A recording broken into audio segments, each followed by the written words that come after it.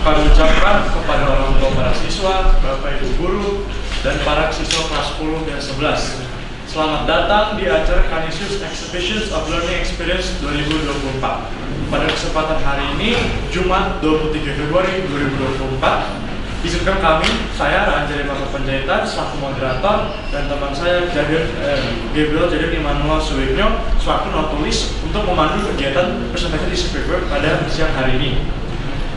Serta izinkan saya untuk memperkenalkan para penyaji siang hari ini, yang ada Casio Benedetto Azanta dari kelas 12A3, Brian Kanala Lukman dari kelas 12A1, dan Christian Hendrich Mulia Suwandi dari kelas 12A6.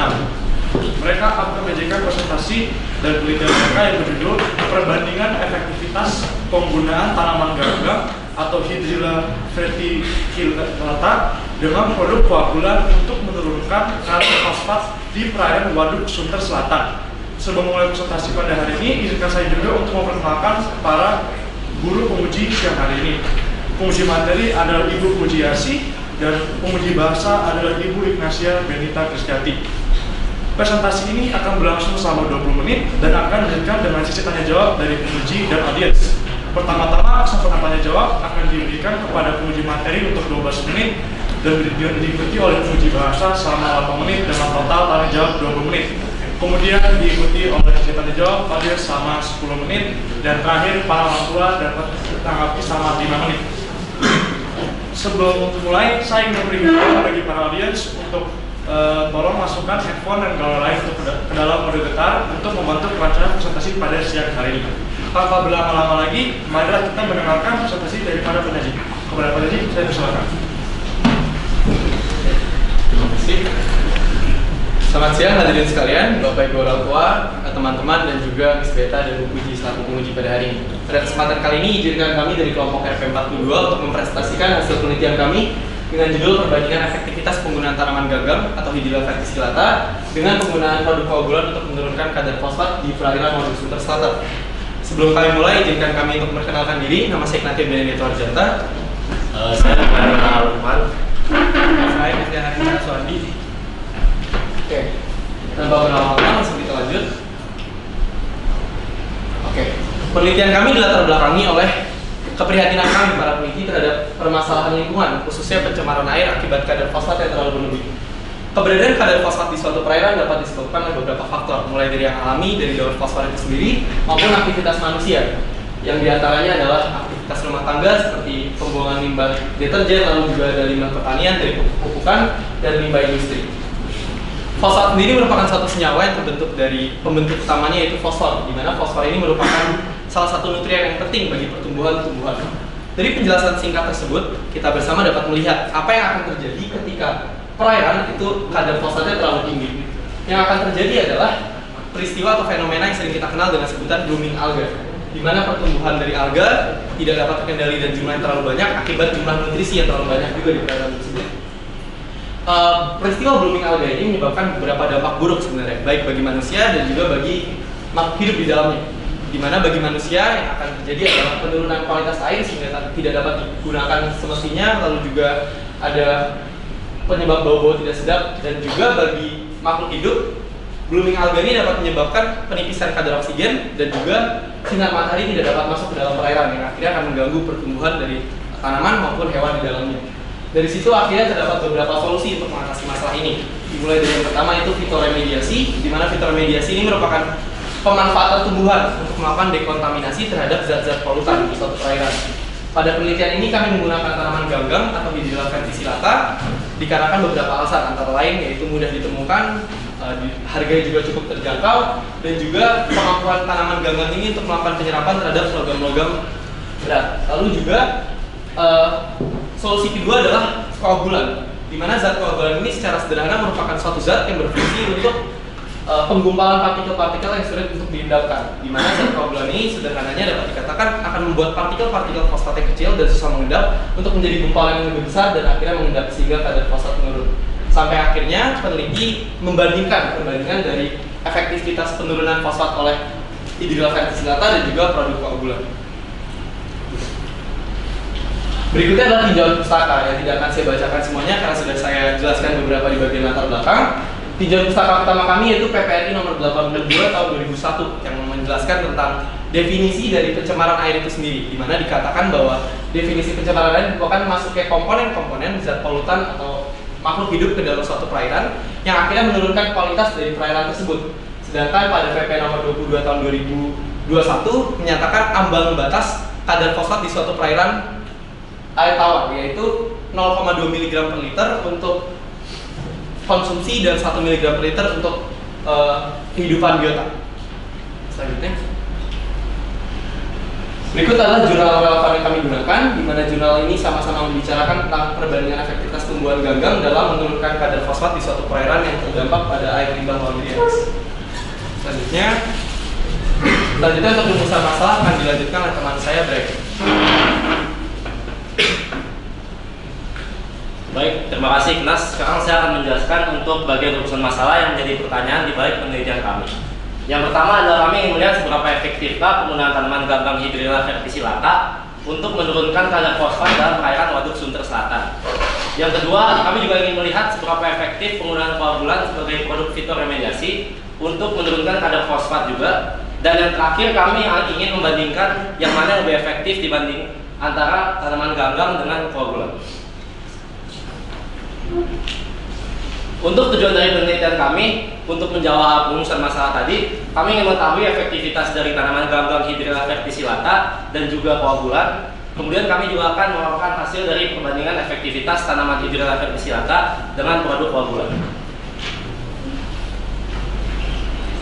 Penelitian kami menggunakan metode penelitian kuantitatif deskriptif, yang artinya adalah penelitian yang mendeskripsikan, mengamati, dan menjelaskan sebuah penelitian yang kemudian akan ditarik sebuah kesimpulan yang nanti akan kami paparkan dalam data-data berupa angka. Untuk variabel dari penelitian kami, yang pertama adalah variabel bebas yang akan mempengaruhi variabel terikat, yakni ganggang Hydrilla verticillata yang akan kami gunakan 12 gram per akuarium, kemudian koagulan untuk 0,2 mg per akuarium. Variabel terikat yakni variabel yang akan kami ukur atau kami amati, yaitu jumlah kadar fosfat pada tiap sampel. Kemudian terakhir untuk variabel kontrol yang akan konstan selama penelitian kami ini, yang pertama adalah akuarium setinggi 2 liter yang nanti akan kami pakai untuk setiap akuariumnya 1 liter. Kemudian yang kedua ada intensitas cahaya, di mana semua akuarium ini diletakkan di tempat yang persis sama. Kemudian untuk tempat dan waktu pengambilan juga diambil oleh teman saya Ignas di Waduk Sunter Selatan di waktu dan tempat yang sama. Dan yang terakhir adalah jumlah air dalam setiap akuarium yang akan kami masukkan 1 liter untuk masing-masing akuarium. Oke, selanjutnya untuk alat-alat yang kami gunakan. Yang pertama adalah akuarium yang kami gunakan di sini, yang sebenarnya setinggi 2 liter, tapi tidak mungkin kalau kita kami menggunakan semuanya karena pasti akan keluar kemana-mana saat dimasukkan ke ganggang. Maka dari itu kami memutuskan untuk menggunakan sebanyak 1 liter. Kemudian test kit yang kami gunakan adalah test kit Saliver yang sudah terbukti memang cukup valid untuk data-data yang didapatkan. Ketiga adalah timbangan analitik yang kami gunakan untuk mengukur berat dari ganggang Hydrilla verticillata seberat 12 gram, kemudian koagulan dengan berat 0,2 mg. Yang keempat ini gas ukur hanya untuk memindahkan jerigen ke akuarium yang kami gunakan. Selanjutnya adalah kapas dan pot yang kami gunakan. Kapasnya untuk menyumpel ganggang tersebut agar menjadi satu dan kami masukkan dalam pot tanaman air ini agar tanaman ganggang itu sepenuhnya di dalam air. Yang berikutnya ada glass beaker yang kami gunakan sebagai wadah untuk kami meletakkan ganggang yang tadi diukur di timbangan analitik. Kemudian cawan Petri gunanya juga sama seperti glass beaker, namun untuk produk koagulan kami. Dan yang terakhir adalah jerigen untuk mengambil air pada perairan Waduk Sunter Selatan. Untuk bahan-bahannya adalah air sampel yang tadi sudah dijelaskan, dan sudah kami ukur juga bahwa memiliki kadar fosfat yang cukup tinggi. Ganggang Hydrilla verticillata juga menjadi salah satu bahan yang kami gunakan untuk menurunkan kadar fosfat dari perairan tersebut, dan juga produk koagulan yang nantinya akan kami bandingkan dari kedua bahan tersebut. Selanjutnya untuk langkah akan dijelaskan oleh teman saya, Cera.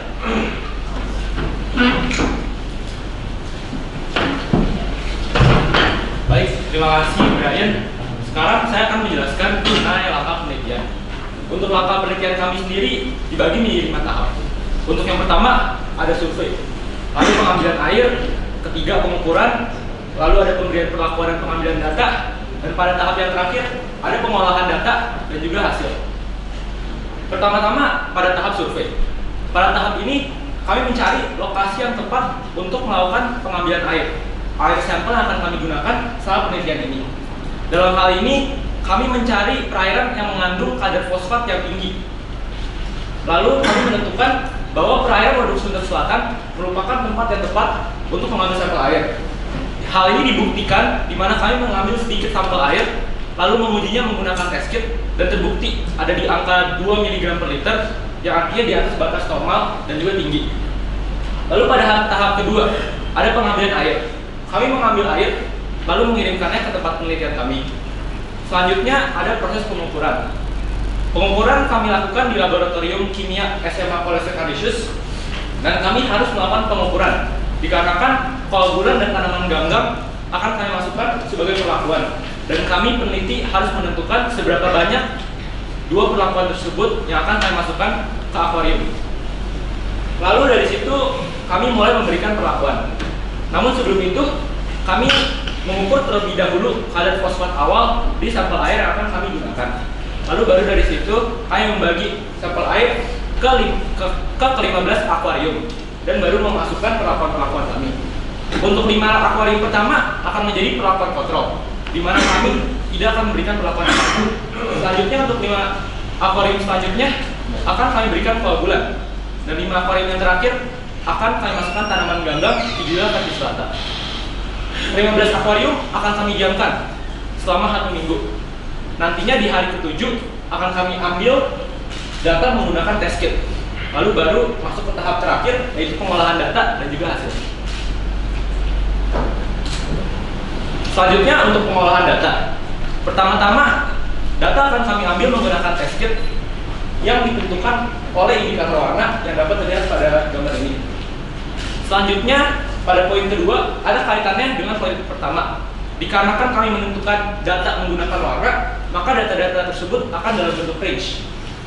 Lalu, yang ketiga, untuk mempermudah kami peneliti dalam menentukan peringkat efektivitas, maka dari itu, data-data range tersebut akan kami kelompokkan dalam tabel dan menyesuaikannya dengan perlakuan-perlakuan. Baik, berikut merupakan hasil penelitian kami. Ini merupakan tabel seluruh hasil yang kami dapatkan. Pertama-tama untuk waktunya terlebih dahulu. Kami melakukan penelitian ini selama 1 minggu dari 15 Januari 2024 hingga 21 Januari 2024. Pada tabel dapat terlihat ada H1 hingga H7. Untuk H1-nya, kadar fosfat awal ada di angka 1 hingga 1,5 mg per liter. Dan dapat terlihat pada H7 semuanya mengalami penurunan. Lalu untuk tempat, saya melakukan penelitian di Jakarta Selatan, DKI Jakarta. Selanjutnya pengulangan. Untuk pengulangan ada 5 kali pengulangan setiap perlakuannya, dan ini dapat terlihat pada tabel ada 5 akuarium untuk setiap perlakuannya. Selanjutnya terakhir yaitu jumlah. Pertama-tama untuk setiap akuariumnya kami menggunakan 1 liter air. Lalu untuk koagulan kami memasukkan 0,2 ml di setiap akuarium yang menggunakan koagulan ini. Hal ini karena kami menentukan angka ini dikarenakan menggunakan koagulan siap pakai, sehingga ada aturan yang tertera pada produknya.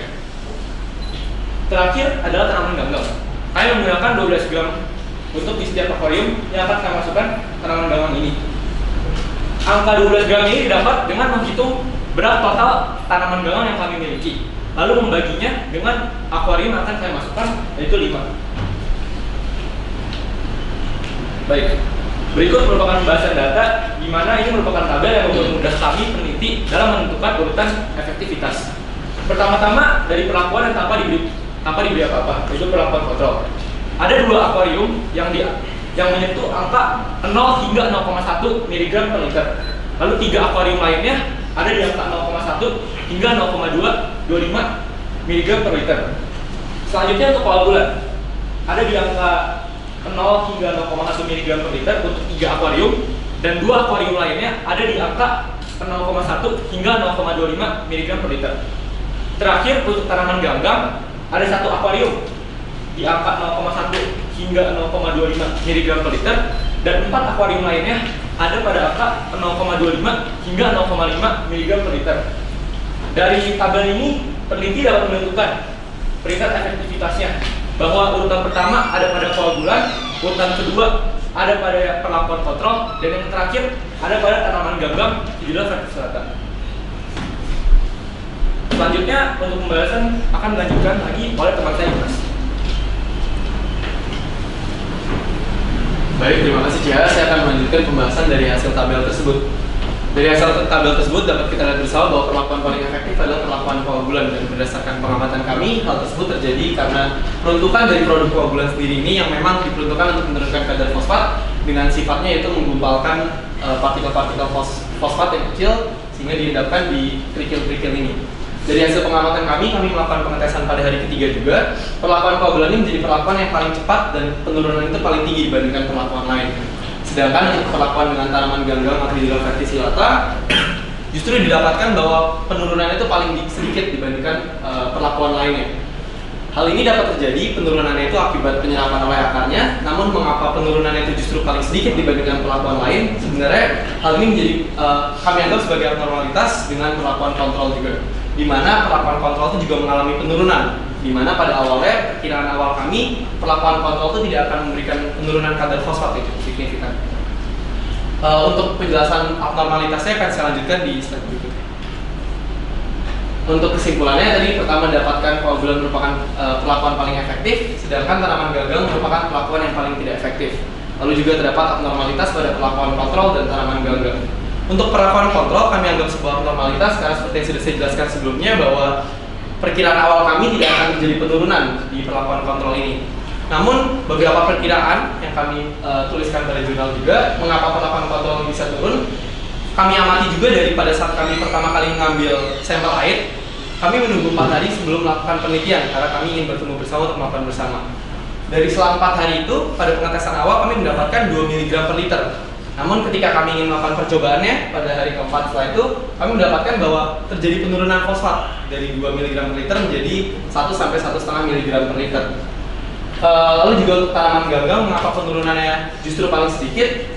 Menurut perkiraan kami, hal ini terjadi akibat kemampuan penyerapan dari tanaman ganggang terhadap fosfat itu sendiri, dan juga fitoremediasi sebagai solusi itu memiliki suatu masalah, yaitu sangat dipengaruhi oleh faktor-faktor eksternalnya, entah itu pH, kadar CO2 dan lain sebagainya. Lanjut. Sehingga dari penelitian ini kami memiliki beberapa saran untuk peneliti-peneliti berikutnya. Yang pertama adalah menggunakan alat ukur digital. Kami menyarankan untuk menggunakan alat ukur digital dikarenakan pada penelitian ini kami menggunakan alat ukur yang indikatornya itu warna, sehingga pada akhirnya hasil data yang kami dapatkan itu tidak akan seakurat menggunakan alat ukur digital, ataupun penurunannya juga tidak dapat kami ukur secara akurat. Berikutnya adalah melakukan pengecekan terhadap faktor-faktor eksternal lain, terutama ketika menggunakan tanaman sebagai fitoremediator. Hal tersebut dikarenakan penggunaan tanaman untuk mengurangi kadar fosfat itu sangat dipengaruhi oleh lingkungannya, baik laju air, pH maupun kadar CO2. Berikut daftar pustaka yang kami gunakan. Sekian dari kami. Mohon maaf jika ada salah kata. Terima kasih.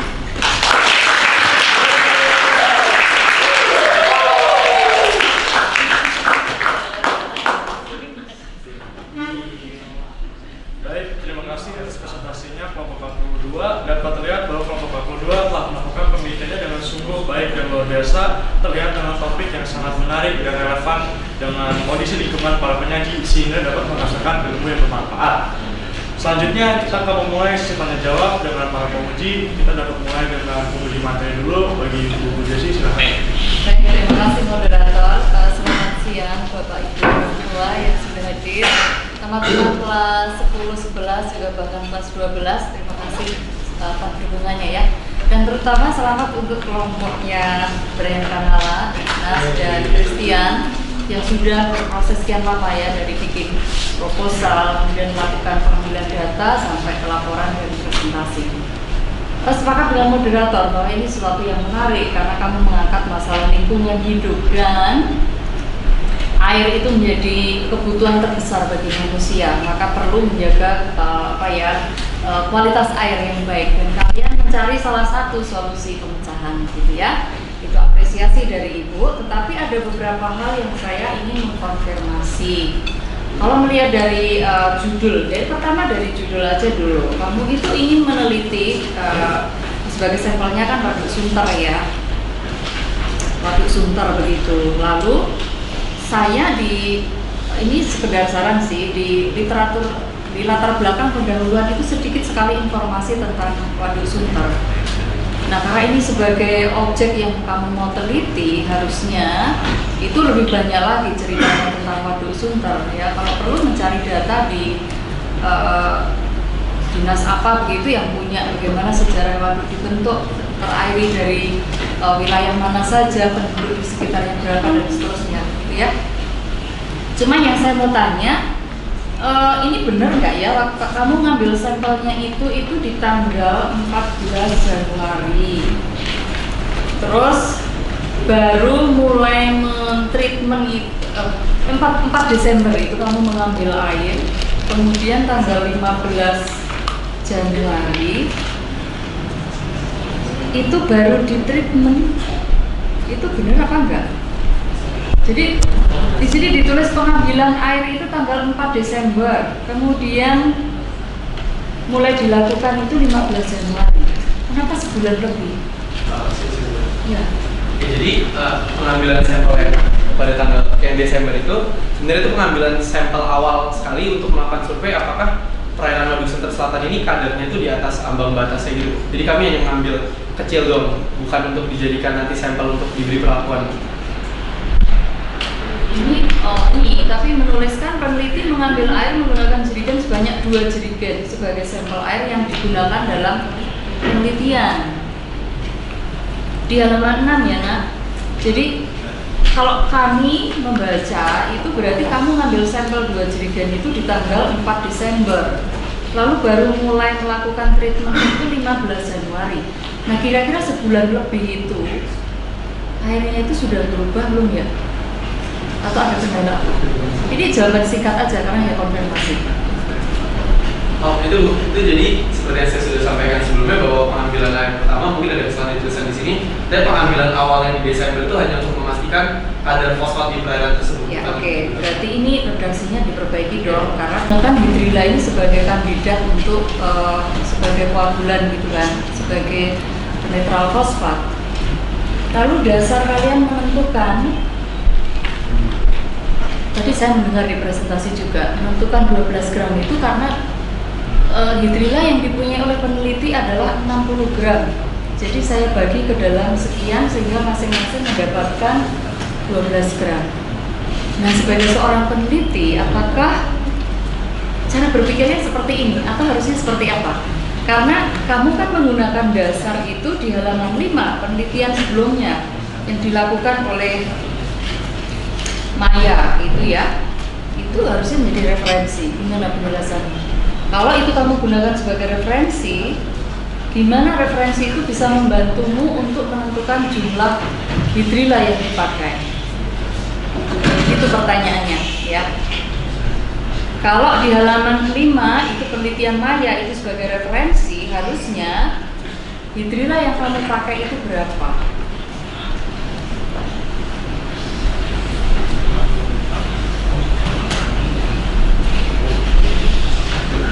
Ya silakan, karena tadi punyanya 60 terus dibagi sekian, apakah boleh seperti itu?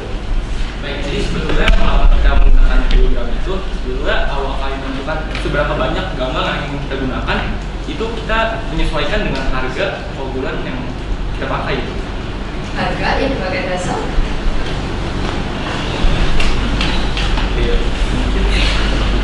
Ya santai aja, silakan dijelaskan saja.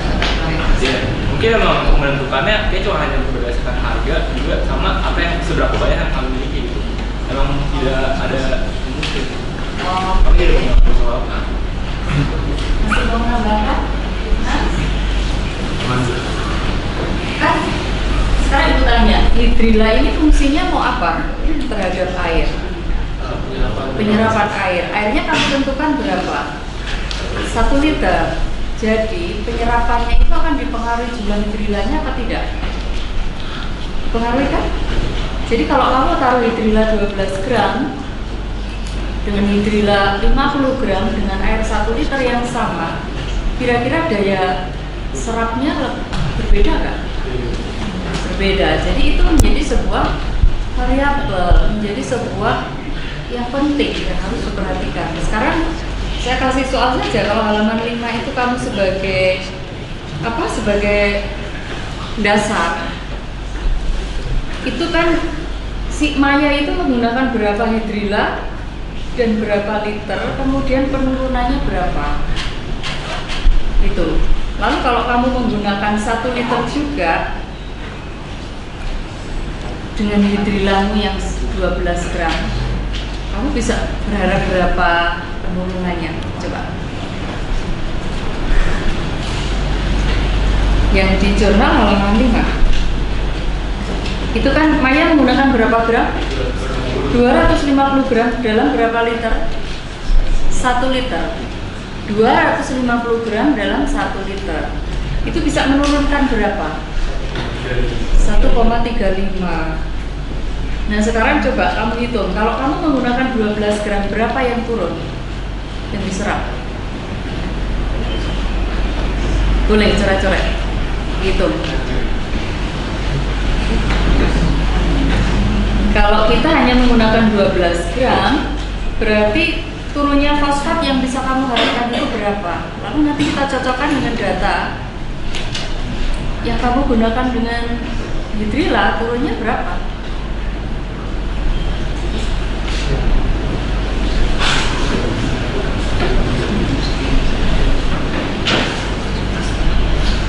Jadi turun? Sudah ketemu?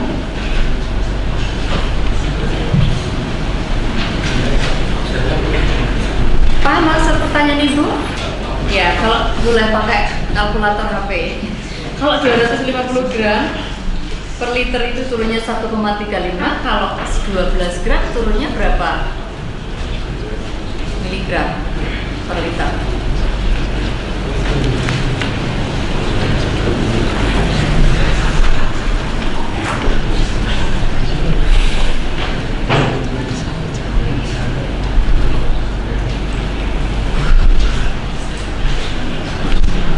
Berapa?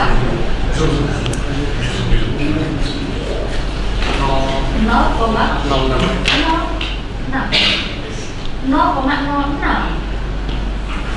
Turunnya segitu loh, kecil sekali dibandingkan dengan rentang yang kamu punya. Rentang yang kamu punya berapa?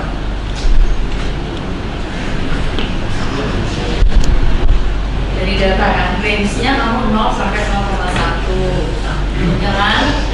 0,1 sampai 0,25. Padahal itu kalau 12 gram, turunnya hanya bisa sekitar 0,06.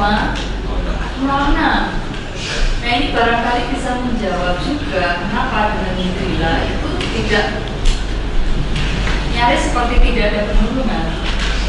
Jadi kesimpulanmu apa? Kenapa pakai hidrila kok tidak ada penurunan yang signifikan? Karena kemampuan penurunan dari hidrila ya tadi seperti dari jurnal itu memang. Oke, jadi kalau kamu diberi kesempatan memperbaiki penelitianmu, misalnya apa yang kamu ubah? Ya, jumlah hidrilanya. Ya, oke. Jadi poin itu yang Ibu mau sampaikan karena desain penelitian itu menjadi sangat penting. Jadi kita tidak boleh membuat sebuah ini kan penting menjadi subjek dari yang kamu treatment kan. Lalu saya suka-suka aja nih taruh 12 gram gitu loh. Ya, paham. Jadi harus disesuaikan dengan ini supaya hasilnya menjadi bermakna. Oke. Terus ini masukan ya, karena kamu kan belajar meneliti, jadi nanti kalau studi lanjut ada penelitian jadi bisa membuat lebih baik. Yang berikutnya, saya tidak melihat ini koagulan yang kamu gunakan itu apa, hanya ditulis produk koagulan. Sementara itu mau tanya, koagulan yang ada ini apa ya? Apa senyawa-senyawa apa begitu? Saya ingin tahu. Baik, jadi untuk produk koagulan yang kami gunakan itu tuh very hydrid. Bahan dasarnya namanya very hydrid. Oke, Ya, itu senyawa apa ya? Jadi ini emang memiliki kapabilitas untuk menahan fosfat. Lalu juga terbuktinya kalau misalnya ini koagulan sudah menyerap fosfat adalah adanya dengan warna-warna kekuning-kuningan. Oke, tapi kamu nggak tahu koagulannya ini senyawa aluminium sulfat atau tawas atau apa? Itu ada nggak di kemasannya? Ya. Mau jawab, itu di kemasan produk jadinya tuh bahkan nggak tertulis bahan-bahan yang ditulis di situ, Bu. Oke, nggak ada ya. Baik. Nah, penting juga ya nanti kalau misalnya kamu menggunakan ini sebagai judul, kita harus tahu karena yang namanya koagulan itu, koagulan fosfat itu ada banyak sekali jenis-jenisnya. Jadi kamu pakai yang mana gitu ya? Bahkan dulu ya, kalau kamu menggunakan produk ini nanti harus bisa menjelaskan kenapa nih misalnya aluminium sulfat, kenapa dia bisa mengikat fosfat, lalu jalurnya seperti apa. Terus sampai kelar itu ya. Jadi nggak ada batasannya ya untuk produk koagulan. Nanti dicari lagi kalau ada. Terus berikutnya. Maaf sekali waktu ibu udah habis. Oh iya, baik. Terima kasih. Ya, jadi saran ya, lebih banyak saran. Baik, terima kasih Bu Pujiasi atas pertanyaan dan masukannya. Ya, masukan sih, baru masukan. Yes, bagi nomor 42, juga tidak beri maaf Jadi dulu. ya, nggak apa-apa. Dan terima kasih. Nah, berikutnya itu dari penguji bahasa, silakan Bu Emila. Oke, terima kasih Ahmad. Selamat siang teman-teman penyaji materi peneliti kita hari ini. Selamat siang Bapak Ibu, terima kasih sudah hadir. Iya, apa ya? Ada beberapa hal sih yang mau saya tanyakan, konfirmasi aja sedikit, tidak banyak ya, karena relatif aman lah papernya. Ya, walaupun Iqbal sudah panik tuh kemarin beberapa hari. Miss, saya kasih yang baru deh, saya kasih yang baru. Gak usah, saya bilang kayak mama aja. Ya, aman. Oke, pertama kita bahas judulnya dulu ya. Saya lebih menyoroti terjemahan bahasa Inggrisnya dari judul kalian. Ini kan apa ya, comparative study ya, perbandingan harusnya. Jadi kalau saya lihat di judul yang kalian pakai sekarang itu tuh terjemahannya itu wordy banget ya, lebih apa ya, agak padat kata-kata gitu. Padahal sebetulnya ini bisa lebih simpel lagi. Misalnya, the effectiveness of using algae plants. Nah, karena ini mengcompare dua ya. Jadi daripada menggunakan with, sebaiknya menggunakan apa?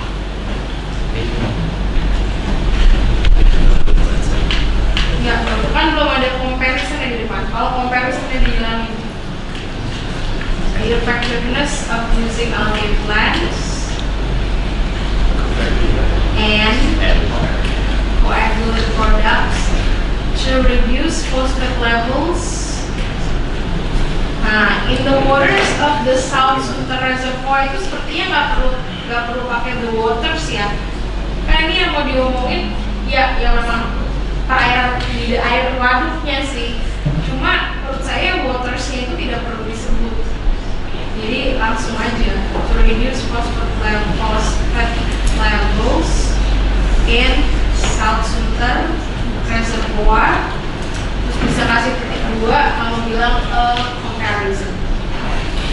Jadi comparisonnya di belakang aja. Nah, biar lebih dramatis gitu loh kedengarannya ya kan. Gitu. Ada sense of dramaticness-nya di situ. Oke, masuk ke abstrak ya. Abstrak itu coba deh ke kalimat yang ketiga dari bawah. Ini saya kalau ngitung dari atas karena panjang, jadi ngitungnya dari bawah aja.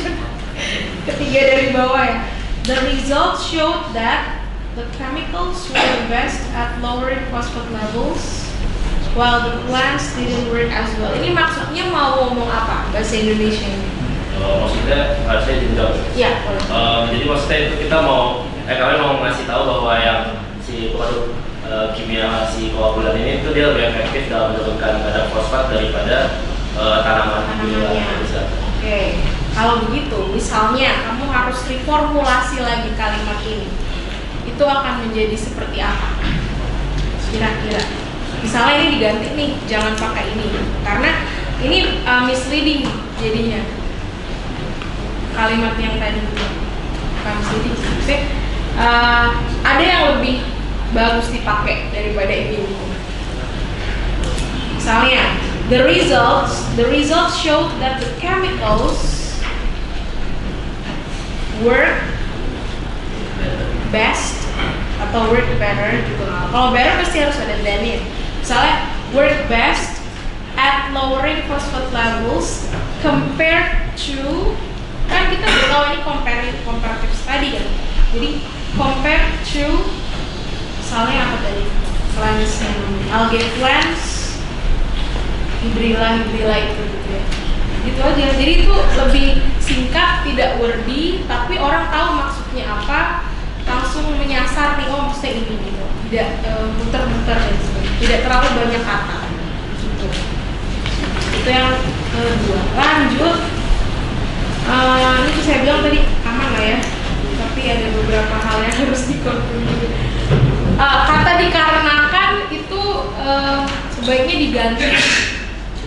Disebabkan oleh bisa, disebabkan karena juga boleh, atau malah karenanya doang dipakai, karenanya aja gitu malah lebih bagus. Dikarenakan itu tidak baku, jadi jangan digunakan dalam jurnal, dalam penulisan ilmiah seperti ini.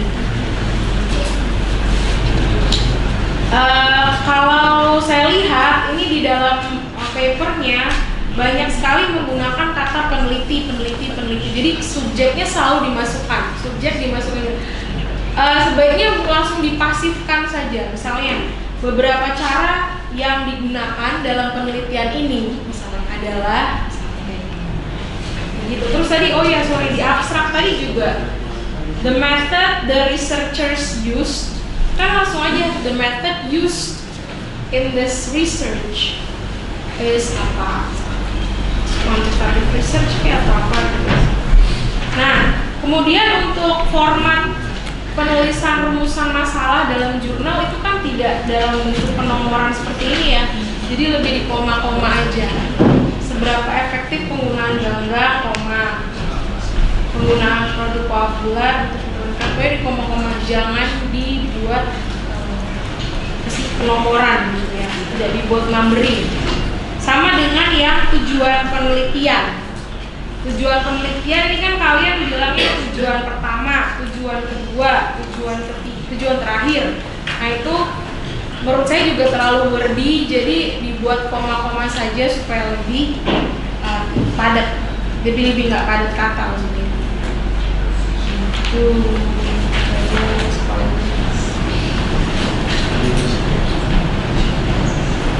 Ada kalimat-kalimat yang tidak jelas, ini subjeknya apa, terus kok tiba-tiba muncul verbnya dan sebagainya, itu ada gitu. Nanti diperbaiki, saya sudah highlight, kamu lihat pasti tahu deh, ini janggal, ini salah. Uji mungkin ada yang mau tambahin? Ada jawabku nggak? Ya, saya sekarang ingin kamu menjelaskan saja ke kami sebetulnya dampak fosfat terhadap perairan itu apa gitu ya, dampak lingkungannya seperti apa, sehingga itu menjadi penting untuk kamu netralkan gitu. Silakan jawab. Jadi saya menjawab. Ya. Mungkin tadi latar belakang sudah sedikit saya jelaskan bahwa fosfat itu merupakan salah satu nutrien atau unsur hara yang esensial bagi pertumbuhan makhluk hidup bahkan. Tapi dalam kasus ini kami lebih menggarisbawahi terhadap alga, dikarenakan permasalahan yang sering kita dengar, fenomena yang sering kita dengar itu adalah blooming alga ini. Dimana yang menjadi masalah adalah penipisan oksigen seperti yang tadi saya bilang pada perairan. Itu dikarenakan ketika blooming alga ini terjadi dan alga-alganya itu mati, nanti seperti yang kita sudah belajar di dalam fosfor bahwa semua ini nanti akan mengeluarkan fosfat ke perairan dan juga akan menyerap oksigen gitu. Lalu juga dari blooming alga ini yang cukup parah adalah ketika blooming alga terjadi, sinar matahari itu tidak dapat masuk secara maksimal ke perairan. Dan seperti yang kita ketahui juga bahwa pertumbuhan itu sangat dipengaruhi, tanaman juga dipengaruhi oleh keberadaan sinar matahari. Lalu juga bagi manusia itu seperti yang kita lihat, kita ambil langsung kasus nyata dari tempat kami mengambil sampel, yaitu Waduk Sunter Selatan. Yang terjadi adalah Waduk Sunter itu kan ada dua bagian, ada yang satu di mana dipakai sering digunakan untuk orang-orang tempat rekreasi gitu lah, dan setelahnya itu ada Waduk Sunter Selatan, di mana Waduk Sunter Selatan ini posisinya sangat berdekatan dengan pemukiman warga gitu. Dapat terlihat dengan jelas tuh perbedaannya dari airnya itu Waduk Sunter Selatan tuh terlihat sangat hijau gitu, di mana ditutupi oleh lapisan blooming alga ini di atasnya, dan itu membuat pertama tidak enak dilihat, terus bau-bau yang tidak sedap, sama yang terakhir juga perairannya itu tidak bisa digunakan untuk kebutuhan yang seharusnya gitu, karena kualitas airnya menurun gitu. Oke, baik, terima kasih. Masih tentang blooming alga ya, mungkin bisa dijelaskan. Alga itu kan tumbuhan, dia sebetulnya penghasil oksigen kan. Dan mekanisme penipisan oksigennya di perairan bagaimana menurut kamu? Kalau waktu udah habis ini langsung selesai. Habis pertanyaan. Iya. Habis itu. Jawab dulu.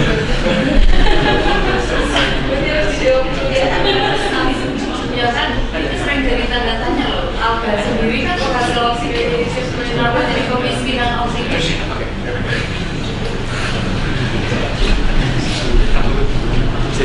Bentar ya, Bu.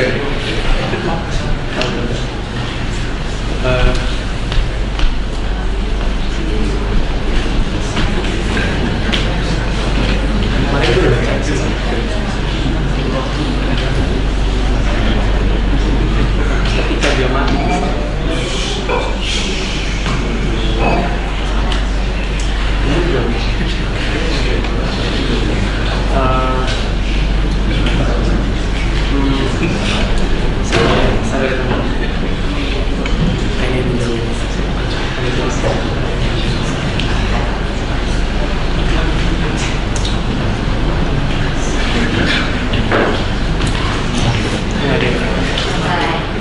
santai.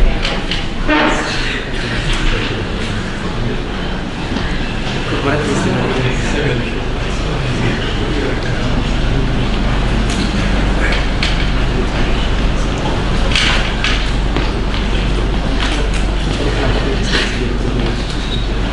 Lo bedakan antara siang dan malam hari. Biasanya kalau ikan-ikan mati itu pagi hari atau siang hari? Blooming alga kan bisa ikannya mati. Pagi apa siang? gantung. Kaitan yang materi Bu Ingrid, fotosintesis di siang hari atau malam hari? Respirasi siang atau malam? Terus siang dan malam? Ini pertanyaannya apa, Bu? Saya lupa deh. Kenapa alga itu kan tumbuhan hijau, ini fotosintesis memproduksi oksigen, kenapa justru menjadi kemiskinan oksigen? Penipisan oksigen itu yang saya baca ya, Bu, Ya, terjadinya ketika si alga-alganya itu justru mati, alga-alga terus mati. didekomposisi oleh, saya lupa namanya apa, Bu, agak susah. Terus intinya nanti ada Karena ada di apa? komposisinya bersifat aerob. Betul. Soalnya ini, kenapa ikan-ikan mati blooming alga itu di pagi hari? Nah, itu tanya, tumbuhan alga itu menghasilkan oksigen siang atau malam? Fotosintesis siang atau malam? Oh, siang. Siang, berarti menghasilkan oksigennya siang. Nah, kalau malam tumbuhan itu melakukan aktivitas apa? Nah, sigel membentukkan apa namanya? Pertanyaannya, malam hari fotosintesis apa respirasi? Fotosintesis. Membentukkan apa? Malam hari, apakah terjadi fotosintesis? Bukan. Terus ya, tidak terjadi. Malam hari hanya terjadi respirasi. Nah, produk respirasi apa? Oh, itu ini. CO2. Jadinya, ya justru pada malam hari itu langsung kekurangan oksigen. Kemudian maka ikan-ikan mati di dalam suatu tumbuhan alga kita tunggu pada pagi hari. Ya. Tapi kemiskinan oksigen tadi jawaban Timnas betul, karena itu untuk penguraian itu adalah aerob dengan oksigen. Oke.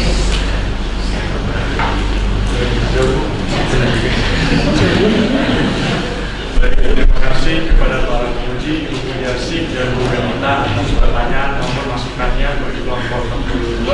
Semoga masukan dari para penguji dapat menjadi manfaat dan membantu para pengaji untuk menghasilkan penelitian yang lebih baik lagi. Saya dipersilakan untuk angkat tangan terlebih dahulu dan memperkenalkan diri sebelum mempertanya. Itu pertanyaan pertama oleh silakan. Saya David Pranata dari kelas 12A2 nomor 6. Izinkan saya bertanya, dari research paper ini apa yang bisa dikaitkan dengan nilai 4C1?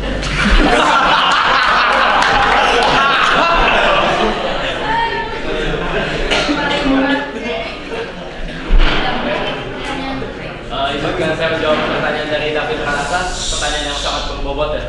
Baik. Jadi bisa dikaitkan dengan nilai compassion, di mana awal mula dari latar belakang penelitian kami juga karena limbah deterjen itu yang menyebabkan banyak fosfat yang akhirnya dibuang di pembuangan terakhir itu di waduk Sunter Selatan itu.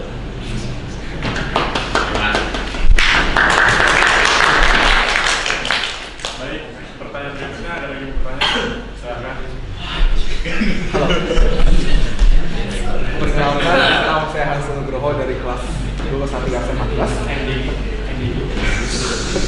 Saya ingin bertanya, adakah potensi alga yang kalian akan masukkan di dalam ekosistem setempat menjadi invasive species yang malah merugikan ekosistem tersebut dan mengapa?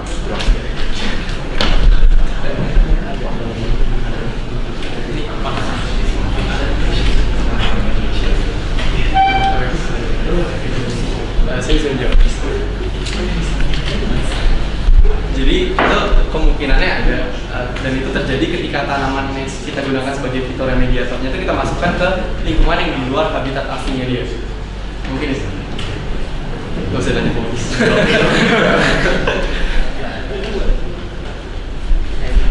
Baik, terima kasih atas pertanyaannya. Apakah ada pertanyaan lagi? Silakan Susan.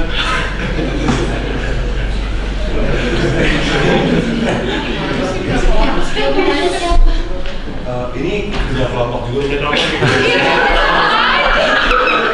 Susah ini.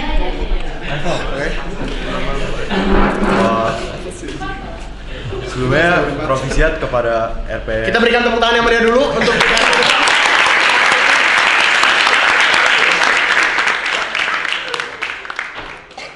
Nama saya Alex. nama saya Johnson. Nama saya Lai. Nama saya Rafael. Pertanyaan Kami adalah hibridila. apa? Mau apa? Bagaimana? Terima kasih. Terima kasih.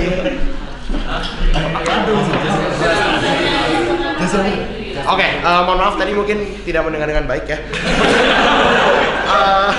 Pertanyaannya itu, kalau saya lihat dari research paper kalian kan kalian menggunakan tanaman hibrida ya. Oke, sama-sama hidrilla. Pertanyaan saya simpel aja. Kenapa kalian menggunakan tanaman hidrilla? Kenapa kalian nggak pakai tanaman yang lain? Kayak contoh tanaman yang immerse ya, alias yang bisa kelihatan setengah di udara, setengah di darat dan setengah di air. Mungkin bisa dijawab oleh Ignas Benedito. Terima kasih. Terima kasih atas pertanyaannya. Mungkin tadi penanya kurang perhatikan presentasi saya. Jelaskan di bagian latar belakang bahwa alasan utama kami menggunakan ini itu pertama karena tanaman ini sangat mudah ditemukan, lalu juga harga cukup terjangkau, dan yang paling penting adalah tanaman ini memang sering digunakan sebagai fitoremediator karena kemampuan untuk penyerapannya, khususnya terhadap logam-logam seperti fosfat ini. Udah menjawab? Terima kasih.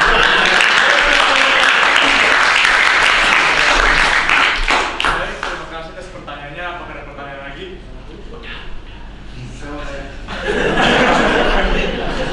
Pertama-tama saya apresiasi atas presentasinya. Kemudian saya ingin bertanya, kira-kira bagaimana kalian sebagai satu kelompok membagi waktu sehingga bisa yang baik? Mau dijawab sama yang tengah ya? Terima kasih. Oke, terima kasih. Yang penting ini diketahui oleh adik-adik kelas.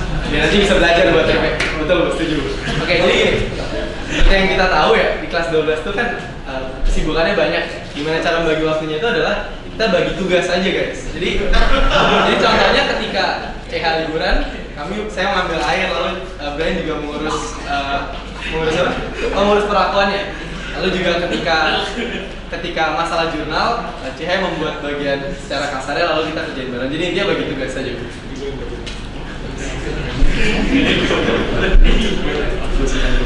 Baik, terima kasih atas pertanyaannya. Apakah ada pertanyaan lagi?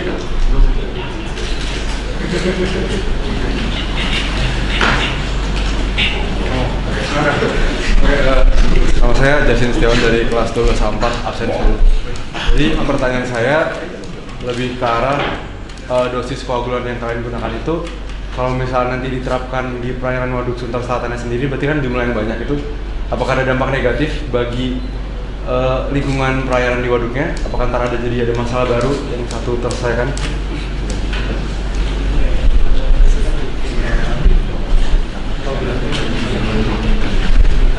Dengan saya menjawab, jadi sebenarnya produk koagulan itu biasa digunakan pada biasanya suatu perusahaan itu punya kolam tersendiri yang gunanya itu untuk memfilter limbah yang akan dikeluarkan sehingga menggunakan koagulan.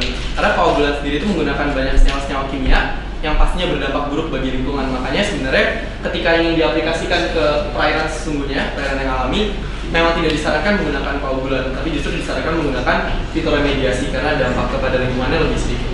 Oke, terima kasih. Baik, terima kasih atas pertanyaannya. Apakah ada pertanyaan lagi? Masih sisa 4 menit. Satu pertanyaan sederhana dari saya, hanya bertanya, apakah perkenalkan nama saya Sita Dewa Samraharja di kelas 7 nomor absen 4, dan pertama-tama saya ingin mengapresiasi bagaimana presentasi dan materi yang telah diberikan sangat luar biasa, terutama dalam penelitiannya, walaupun masih ada yang beberapa yang seperti dikatakan sama Bu Puji. Namun pertanyaan yang saya ingin tanyakan itu bagaimana menurut kelompok, apakah solusi tanaman ini bisa benar-benar diaplikasikan dan merupakan sebuah hal yang benefis yang menguntungkan jika dilepaskan di waduk Sunter itu. Terima kasih.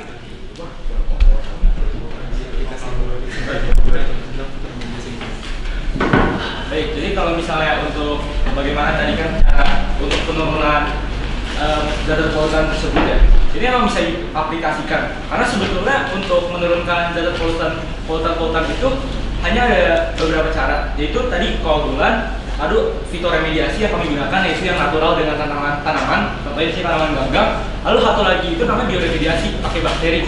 Jadi emang ketiganya itu emang udah terkenal sebagai cara-cara untuk menurunkan zat-zat tersebut. Sudah menjawab ya? Baik, terima kasih atas pertanyaannya Asita. Apakah ada pertanyaan lagi? Masih sisa waktu 2,5 menit.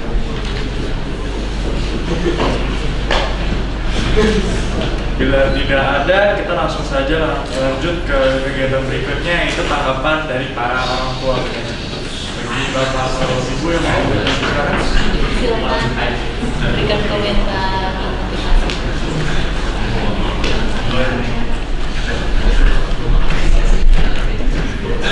Ini penambah poin penilaian bagi anak-anak. Ya, dari orang tua. Ya, karena masuk di dalam itu.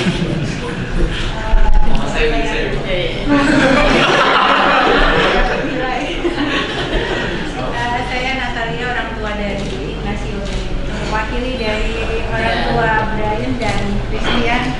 Pertama-tama mengucapkan profesiat pada kalian atas kerja keras yang kalian lakukan. Saya tahu kalian sudah sangat lega karena beberapa hari terakhir persiapan itu, kalau Ignas nih beberapa hari terakhir itu udah kayak tegangan tinggi. Gak ada senyum sama sekali. Nah, sekarang sudah bisa ketawa. Walaupun ada beberapa kekurangan dalam paper makalah ini dan beberapa macam, tapi ini menjadi suatu pengalaman dan pembelajaran yang bisa digunakan oleh kalian dalam penelitian yang akan kalian lakukan di masa yang akan datang. Saya kira itu penting. Dari salah-salah yang kekurangan yang saat ini yang disampaikan oleh Puji, maka akan menjadi suatu pembelajaran di penelitian yang ada. Saya kira sekali lagi profesiat, kalian juga karena begitu banyak tugas juga yang harus kalian selesaikan, ditambah lagi dengan banyaknya persiapan untuk UTBK, tryout. Saya kira ini luar biasa, patut kita tepuk tangan.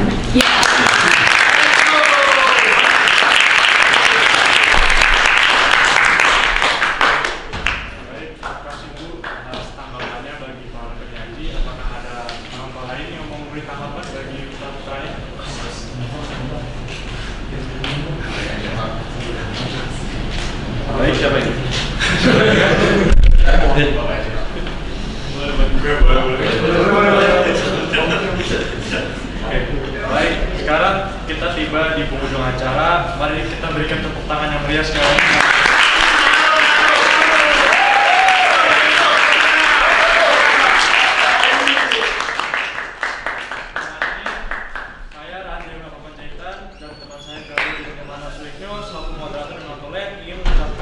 Terima kasih atas perhatian dan kerjasama para hadirin semua. Kami juga mohon maaf apabila ada perkataan maupun perbuatan kami yang kurang berkenan bagi para hadirin selama di sini berlangsung. Semoga ilmu yang kita dapatkan dari presentasi ini dapat bermanfaat bagi masa depan kita, dan sampai jumpa lagi di lain kesempatan. Saya juga ingin mengingatkan bagi para hadirin untuk tolong mengisi survei satisfaksi yang dapat diakses melalui barcode ada di luar, dan bagi para siswa yang ini merupakan presentasi wajib dapat absen setelah selesai. Dengan itu, saya dan Junior mengakhiri.